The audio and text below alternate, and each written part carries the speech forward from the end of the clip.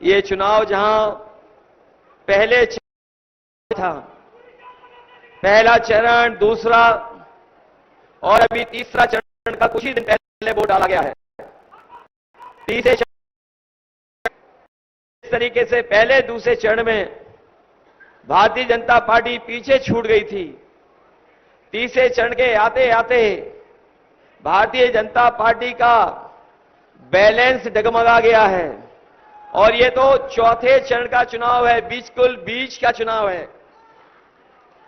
3 चरण खत्म हो चुके हैं, चौथा चरण बिल्कुल आपका है और इसके बाद 3 चरण बचे हैं और हमें भरोसा है कि इस बार जो वोट पड़ेगा चौथे और 5वें चरण का, भारतीय जनता पार्टी का पूरा बैलेंस डगमगा जाएगा।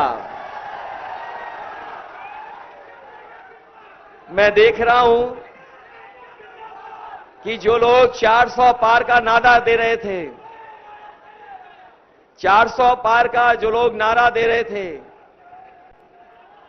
आज जनता के बीच में उनके खिलाफ जो नाराजगी है और जिस तरीके से करोड़ों लोगों ने वोट डाल करके भारतीय जनता पार्टी को संदेश दिया है, वो जो 400 पार का नारा वो भूल चुके हैं। अब 400 पार नारा दे नहीं पा रहे, उनकी हिम्मत नहीं हो रही है कि वो 400 पार का नारा दे दें।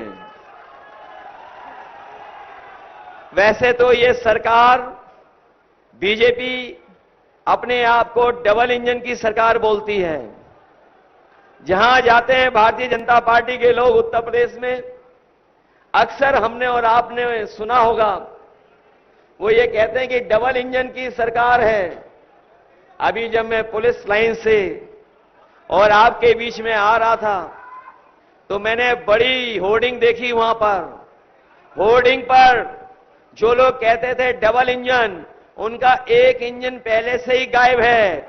और जो कह रहे हैं, जो शहर में बड़ी बड़ी होर्डिंग लगी होंगी उनमें पहले एक इंजन गायब हो चुका है। और जो अपने आप को कह रहे हैं कामगार और दमदार, जिस समय बहराइच, गोंडा और कैसरगंज के लोग वोट डालेंगे वो भी होर्डिंग से गायब हो जाएंगे। जो डबल इंजन के दावे करने वाले लोग, उनके दोनों इंजन गायब हो जाएंगे। और जो होर्डिंग आपने देखी होंगी, जिस खटारा इंजन के लिए ये वोट मांगने आ रहे हैं, वो खटारा इंजन तो कहीं दिखाई नहीं दे रहा है। बताओ, कहीं होर्डिंग में वो खटारा इंजन दिखाई दे रहा है क्या? और दिखेगा भी कैसे? क्योंकि भारतीय जनता पार्टी ब्रह्मांड की सबसे झूठी पार्टी है, जो अपने आप को दावा कर रहे कि दुनिया में सबसे बड़ी पार्टी है। अगर उनके 10 साल का कार्यकाल देखोगे तो वो ब्रह्मांड की सबसे झूठी पार्टी है। और अब तक जितनी बातें उन्होंने कही हैं, उनकी हर बात झूठी निकली और उनका हर वादा झूठा निकला। जिन्होंने कहा कि किसानों की आय दोगुनी हो जाएगी, हमारे किसान भाई भी आए होंगे, उनके परिवार के सदस्य लोग भी हैं, नौजवान उनके परिवार के हैं। बताओ, किसानों की कहीं आय दोगुनी हो गई हो तो बता दो। ना आय दोगुनी हुई और महंगाई बढ़ा करके जो लागत बढ़ाई है, उससे हमारे किसान की आर्थिक स्थिति और खराब हो गई है। जिस समय सरकार को आगे आकर के मदद करनी चाहिए, उस समय सरकार ने किसानों को बाजार के ऊपर छोड़ दिया है। जो मुनाफा, जो लाभ उन्हें मिलना चाहिए था, सरकार नहीं दे रही है। हाल ही में जो फसल आपकी आई गेहूं की, अगर चाहती सरकार तो आपको ज्यादा कीमत दिलवा देती, आपको लाभकारी मूल्य दिला देती, लेकिन सरकार ने पूरा का पूरा आपको बाजार के भाव छोड़ दिया। ये सच है कि थोड़ा बहुत बाजार से लाभ मिल रहा है, लेकिन अगर सरकार चाहती तो शायद उससे ज्यादा मुनाफा हमारे किसानों को मिल जाता। जहां किसानों के साथ ये धोखा दे रहे हैं, वहीं हमारे किसान भाइयों को इन्होंने काले कानून ला करके संकट में फंसा दिया था। मैं अपने किसानों को बधाई देना चाहता हूं कि एक एक किसान न केवल उत्तर प्रदेश बल्कि देश का इकट्ठा हो गया। और दिल्ली जाकर के सरकार को घेर लिया। सालों साल बैठा रहा किसान, 1000 से ज्यादा किसान शहीद हो गया, लेकिन किसान नहीं हटा। किसान तब हटा वो दिल्ली से जब किसानों की मांग पूरी हो गई और तीनों काले कानून सरकार ने वापस ले लिए, तब किसान पीछे हटा। ये सरकार के साथ अन्याय करते रहे, दीवारें बनवा दी, आरसीसी की बोर्ड लगवा दिए, कीलें लगवा दी। अगर कोई ट्रैक्टर में जाकर के डीजल भरना चाहता था तो यह सरकार उसको डीजल नहीं भरती थी, क्योंकि ये दिल्ली ना चला जाए किसान।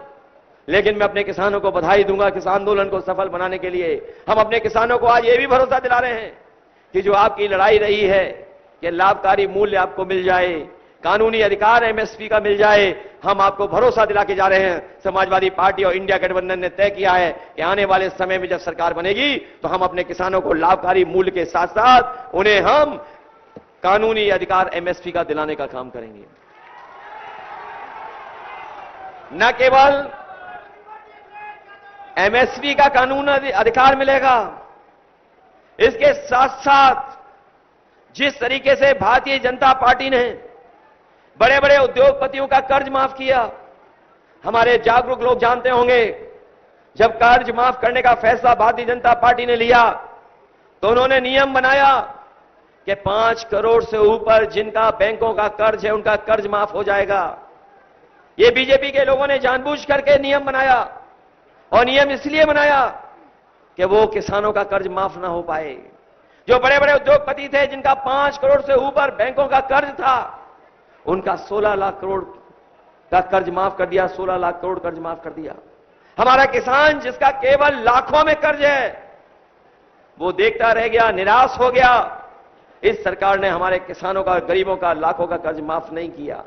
हम अपने किसान भाइयों को और गांव में रहने वाले अपने भाइयों को कह करके जा रहे हैं, इंडिया गठबंधन ने तय किया है और समाजवादी पार्टी ने कि आने वाले समय में दिल्ली में सरकार बनने जा रही है, हम अपने किसानों का भी उसी तरीके से कर्ज माफ करेंगे जिस तरीके से बड़े बड़े उद्योगपतियों का इन्होंने कर्ज माफ किया है। कर्ज माफ होगा। कर्ज माफी के साथ साथ हम अपने किसानों को खुशहाल बनाने के लिए अगर मंडी बनवानी होगी तो मंडी बनवाएंगे, बिजली सस्ती देनी होगी तो बिजली सस्ती का इंतजाम करेंगे, और अगर सिंचाई का पानी भी मुफ्त देना पड़ा तो अपने किसानों को सिंचाई के लिए भी पानी मुफ्त देने का काम होगा। जहां किसान इस सरकार के खिलाफ खड़ा है, वहीं हमारा नौजवान भी तैयार हो गया है। नौजवानों ने भी फैसला ले लिया है कि इस बार भारतीय जनता पार्टी की सरकार बचेगी नहीं, क्योंकि जितना धोखा किसानों को मिला है उससे कई गुना ज्यादा हमारे नौजवानों का भविष्य इन्होंने अंधकार में डाल दिया। ये जो नौजवान यहां पर होंगे जिन्होंने परीक्षा लिखने के लिए तैयारी की होगी, इस सरकार में जितनी भी परीक्षाएं हुई सबके पेपर लीक हो गए। कोई परीक्षा ऐसी नहीं पूरी हुई जिसमें पेपर लीक ना हुआ हो। हमारे नौजवान जानते होंगे, कोई 1 नहीं, 2 नहीं, 3 नहीं, 4 नहीं, 10 से ज्यादा परीक्षाओं का पेपर लीक हुआ है। पेपर लीक होकर के हमारे नौजवानों का भविष्य अंधकार में डाल दिया।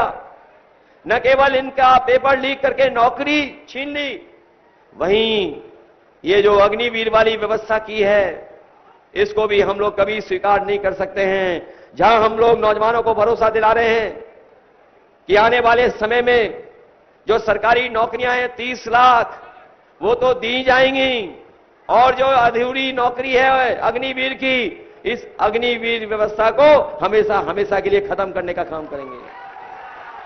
ये अग्निवीर की व्यवस्था को हम लोग कभी स्वीकार नहीं कर सकते। ये आधी अधूरी नौकरी को हम स्वीकार नहीं कर सकते। और जिस तरीके से नौजवानों का भविष्य इन्होंने अंधकार में डाला है, अगर इसका हिसाब किताब लगाएं तो अभी तक 60 लाख ऐसे नौजवान हैं जिनको परीक्षा से दूर कर दिया गया, जिनकी नौकरी छूट गई परीक्षा के पेपर लीक होने से। 60 लाख ऐसे बच्चे हैं, नौजवान हैं, जिनका पेपर लीक होने से, पेपर रद्द होने से भविष्य अंधकार में चला गया।